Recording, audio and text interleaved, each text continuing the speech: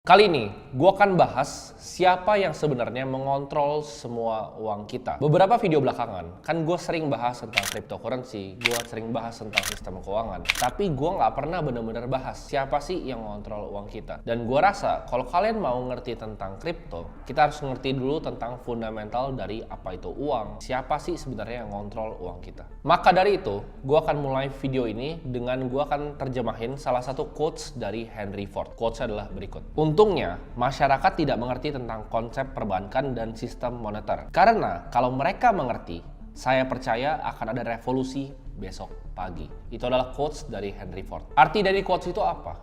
Bahwa masyarakat itu punya pengetahuan yang sangat cetek terhadap apa? Terhadap sistem moneter kita, terhadap sistem keuangan kita, terhadap sistem central banking dunia. Di sini gue akan coba untuk buka sedikit ya pemikiran kalian terhadap apa yang sebenarnya terjadi di dalam sistem perbankan kita dan betapa jahatnya sistem central banking. Ini semua adalah pengetahuan yang gue rangkum selama kurang lebih 7 tahun berkecimpung di dunia financial market. Pertanyaan paling sederhana sebelum kita sibuk mikirin central banking, kita sibuk mikirin siapa sih yang kontrol uang, kita harus tanya pertanyaan fundamental dulu, yaitu apa itu uang? Ini ada yang mungkin jawabnya berbeda-beda. Oke, misalnya gue pernah dulu ngomong store of value. Ada yang bilang uang itu adalah alat tukar. Tapi apa sih sebenarnya uang itu? Kita nggak pernah diajarin ya, mau kita di sekolah, mau kita di kuliah, sama guru-guru kita tentang gimana sih caranya uang bekerja dan apa itu sebenarnya uang. Kita itu diajarin ya dari kecil bahwa uang itu adalah sesuatu yang susah dicari. Kita diajarin mungkin sama orang tua kita untuk menabung di celengan, ya kan, celengan ayam. Kita tabung, karena uang itu susah dicari. Jadi harus berhemat, harus simpen uang karena uang itu susah dicari. Jadi apa yang kita lakukan, kita sekolah ya kan, dapat nilai yang bagus, kita lulus, kita ke kuliah juga cari nilai yang bagus untuk bisa magang di perusahaan ya, magang di perusahaan lalu pelan-pelan naik tangga korporat jadi manajer dan lain-lain. Uang itu susah dicari, harus dicari dengan kerja keras, dengan tukar waktu kita dari jam 9 pagi sampai jam 5 sore. Nah, itu adalah pemikiran-pemikiran yang ditanamkan ke kita sejak kita kecil.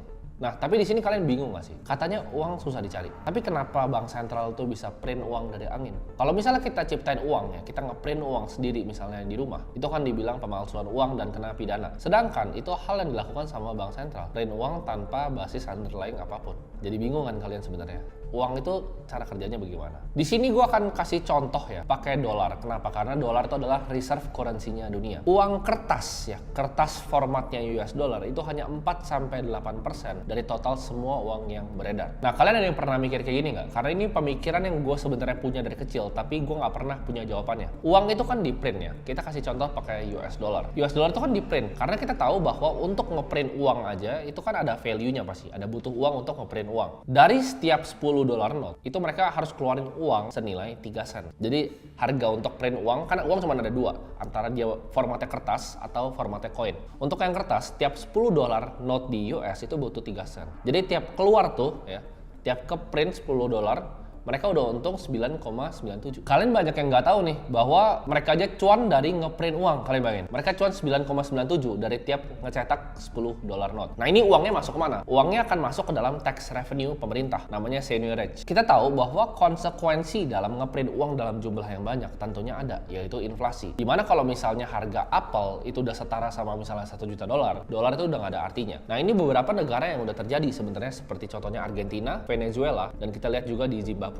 Jadi uang itu di sana udah digambar-gambar, dibuang-buang di jalanan, orang pakai gotong-gotong, pakai truk. Kenapa? Karena uang itu udah nggak ada artinya ketika udah terjadi namanya hyperinflation. Nah, sebenarnya uang itu adalah tolak ukur value. Anggap fiat itu seperti tolak ukur value yang terus tergerus dari inflasi. Di chart ini ya, kalian bisa lihat dari USD relative purchasing power. Jadi dia nilainya terus tergerus turun. Untuk bisa masuk lebih dalam lagi ke pertanyaan fundamental, yaitu apa itu uang, kita harus lihat uang seperti ini. Kan uang itu kita tahu bahwa itu adalah tolak ukur value ya. Tapi apa sebenarnya value itu sendiri? Jadi kayak misalnya kita balik ke zaman dulu, kita tinggal di sebelah sungai. Kita punya dua opsi untuk misalnya mau nangkep ikan. Kita mau keluarin banyak waktu kita untuk nangkep pakai tangan, atau kita buang misalnya 3 jam, 4 jam waktu kita untuk cari kayu, ya, bikin kayunya jadi tajam, bikin rapih jadi tombak. Jadi kita nangkap ikannya ntar ke depannya lebih gampang. Nah, tombak ini memiliki value. Kenapa? Karena kita membutuhkan waktu untuk bikin tombak ini. Jadi sistem barter itu misalnya orang punya apel berapa, tuker sama tombak yang kita bikin buat dia gampang nangkap ikan. Jadi sebenarnya konsep value dari paling dasar adalah waktu. Nah, sebelum tercipta uang, untuk penukaran value atau waktu ini, orang menggunakan yang namanya emas. Emas atau bahkan kain di zaman 130 BCE China. Jadi waktu itu masih zaman di Cina pakai kain. Tapi akhirnya ini kita menggunakan yang namanya emas. Dulu sempat juga pakai garam. Yang paling lama, yang standard test of time itu adalah logam mulia atau emas. Nah, tapi pertanyaannya kenapa dari emas itu bisa berubah ke uang kertas ya? Kenapa dari emas bisa berubah ke fiat? Karena kalau misalnya gini, kita mau beli kopi deh. Kita mau beli kopi, itu harganya 1 keping emas. Tapi 1 keping emas itu value-nya terlalu tinggi untuk secangkir kopi. Jadi yang dilakukan apa? Tercipta bank pertama itu karena kepingan emas itu ya dititipin di bank. Terus mereka keluarin note. Mereka keluarin note bahwa satu kertas ini menjamin kalian punya 1/10 dari kepingan koin tadi. Ya, jadi 1/10 ini bisa dipakai untuk beli kopi. Karena kalau tukar sama 1 keping terlalu banyak kan. Jadi dia bikin ini adalah perjanjian, ini kalian punya 1/10 dari emas kepingan tadi. Itu diciptakan uang kertas itu pertamanya karena kayak gitu. Jadi uang itu pada konsep dasarnya itu adalah sebuah store of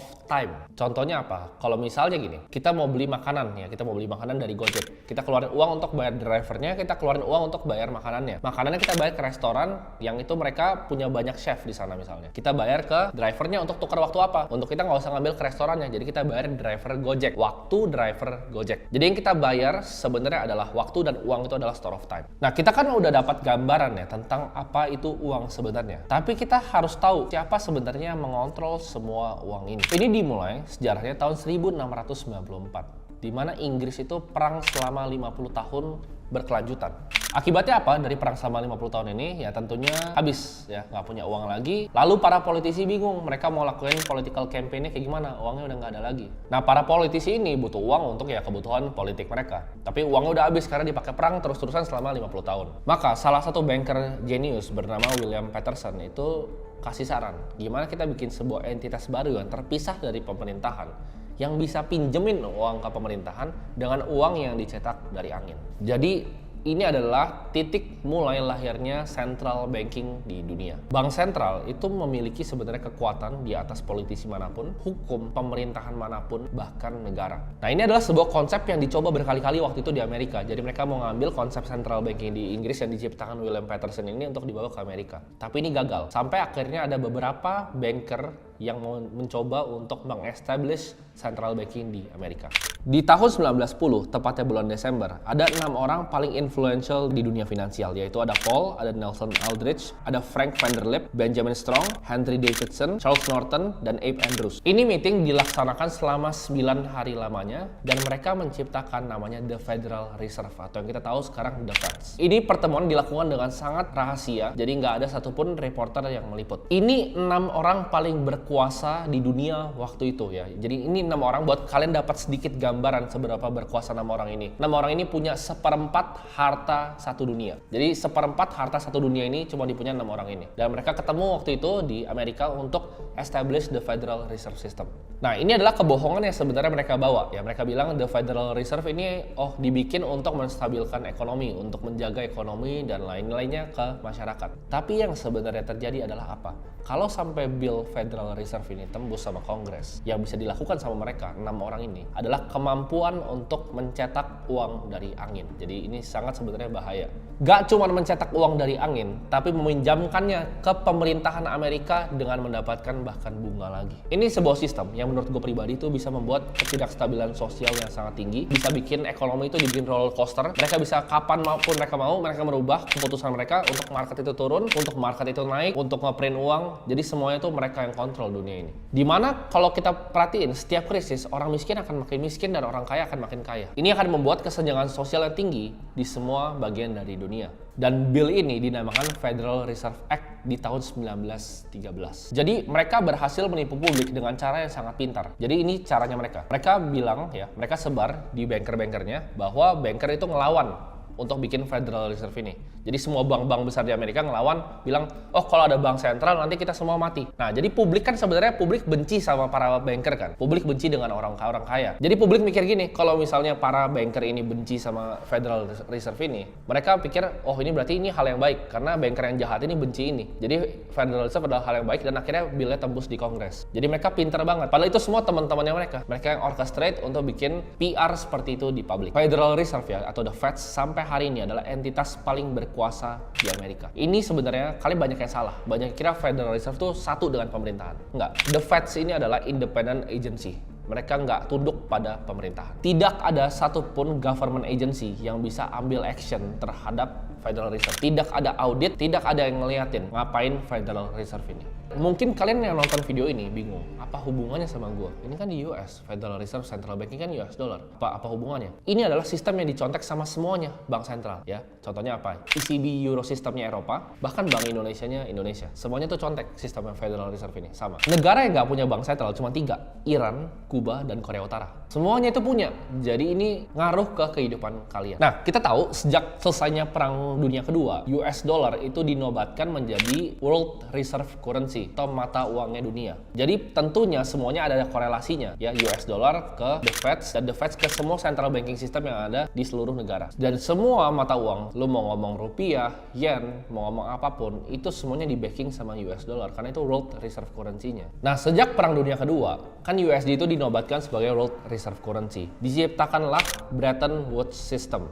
Jadi artinya apa? Setiap US dollar itu ada emas yang nge-backing di belakangnya. Makanya pada zaman itu, kalian perhatiin, currency itu semua sangat stabil. Nggak fluktuatif kayak sekarang. Jadi US dollar dan semua yang ke-pack sama US dollar, semua currency lain itu sangat stabil karena Bretton Woods System ini. Tapi karena US dollar itu hancur pada tahun 1971, itu kan waktu 1971 itu ada ketidakstabilan makroekonomi ya. Ada juga perang Vietnam War. Jadi yang dilakukan apa? Richard Nixon putusin pack antara US dollar dan juga emas. Jadi US dollar tuh udah floating aja ke atas. Nggak ada jaminannya lagi. Jadi 1 US dollar tuh udah nggak ada emas yang backing sama sekali pada tahun 1971.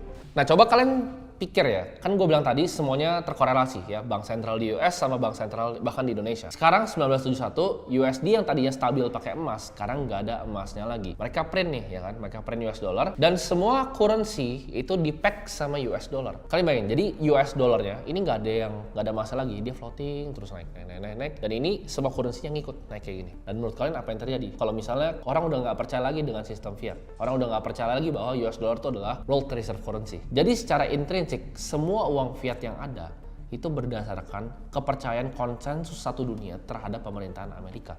Karena uangnya ikut semua sama US dollar yang di-print dari angin. Jadi ini cuma kepercayaan pada sistem pemerintahan Amerika. Kalian pernah ada yang nanya nggak sih, kenapa sih nama uang itu adalah fiat ya kan? Fiat money, fiat currency. Ada yang tahu nggak arti dari Latin dari fiat itu apa? Fiat itu sama dengan let it be done. Jadi artinya apa? Pemerintah bilang udah ya jadi aja. Itu adalah bahasa Latin dari fiat. Jadi pemerintah sama aja kayak ngomong itu tuh uang ya, lu percaya aja bahwa itu tuh uang. Artinya setiap US dollar yang di print otomatis uang yang lain jadi lebih sedikit tidak berguna. Kenapa? Karena dia paling kuat ya. Ketika dia di print lebih banyak ya rupiah pasti akan melemah. Kita lihat aja sekarang 15.700. Nanti mungkin kalian kalau nonton video ini 3-4 bulan lagi udah 16.000 rupiah. Dan kalian bisa bayangin gak sih, selama 2021, 40% US dollar yang beredar di dunia itu di print dalam waktu 1 tahun pas COVID. Kalian bayangin, 40% uang yang beredar. Nah, negara-negara yang superpower yang besar yang lainnya seperti Cina dan Rusia udah sadar akan hal ini. Barusan beberapa minggu ini, Alexander Venediktov dari Rusia bilang seperti berikut. Bretton Woods system is failing. Jadi mereka mulai jualin reserve USD-nya buat ditukar sama emas beneran. Jadi kalau kita lihat di Cina, di Central Bank Cina, Central Bank Rusia, apa yang mereka lakukan? Mereka udah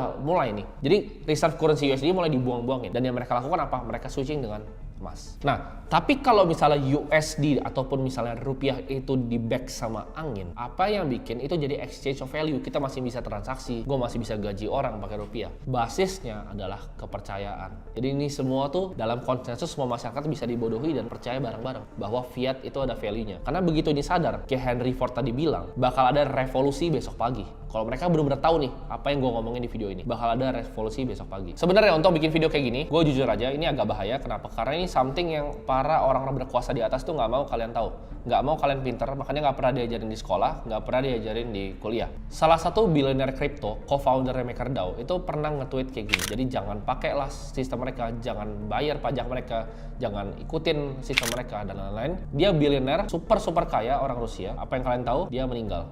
Meninggalnya di mana? Di depan rumahnya di pantai.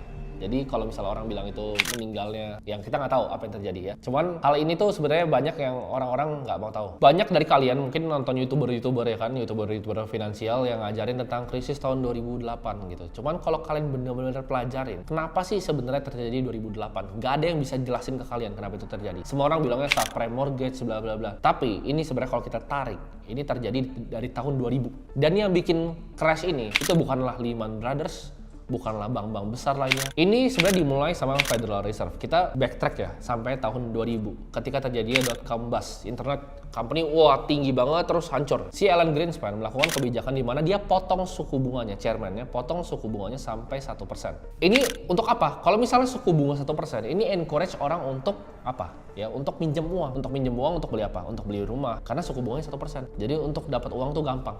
Semua orang beli rumah. Kalau semua orang beli rumah dengan minjam, apa yang terjadi dengan harga rumah? Karena semua orang minjemnya gampang, harga rumahnya naik, terbang. Simple kan? Itu simple logic. Bunga lebih murah, kita pinjam aja sama bank, kita beli rumah, terus rumahnya naik semua, ya kan? Tetangga kita beli rumah naik juga harganya, tetangga kita beli lagi naik juga harganya. Jadi semua orang ngerasa ini ekonomi yang makmur, semuanya tambah kaya. Tapi tambah kaya dari apa? Dari uang yang dari angin sebenarnya. Jadi kalian bisa bayangin nggak sih? Itu yang terjadi dari 2008 itu karena cuma satu kebijakan tahun 2000. Ya dia motong suku bunga sampai 1%. Udah, habis itu hancur 2008 ya. Kalian bisa bayangin dia bisa ganti-ganti gitu. Suka-suka dia mau market dihancurin tahun 2008. Mau tahun 2020 Covid dihancurin, ya kan? Dihancurin dulu tuh di awal tuh. Terus dia bilang, "Oke, kita quantitative easing," ya kan? Namanya keren. Quantitative easing itu kan sebenarnya nge-print duit. Kalau kita yang nge-print duit dibilangnya penipuan. Dia bisa print duit, 40% dari uang yang beredar. Dimasukin di market jebret, S&P terbang ya. Dari V jadi V-shaped recovery. Mereka bisa manipulasi market seperti itu. Jadi kalian bayangin nggak betapa dunia ini dikontrol sama sebagian kecil orang. Maka dari itu, setelah terjadinya krisis tahun 2008, tahun 2009 muncul tuh white papernya Satoshi, peer-to-peer electronic cash system, yaitu Bitcoin. Ini adalah revolusi moneter yang mau coba dibawa sama Satoshi. Kenapa? Karena ini adalah sistem uang yang rely dari coding dan juga software, bukan sama Federal Reserve dan perbankan sentral. Jadi nggak pernah bisa diotak-atik, nggak pernah ada yang bisa atur, nggak ada yang bisa gocek-gocek gitu. Oh ini naikin suku bunga segini segala macam. Tapi itu semua based on coding, matematika, dan juga fisika.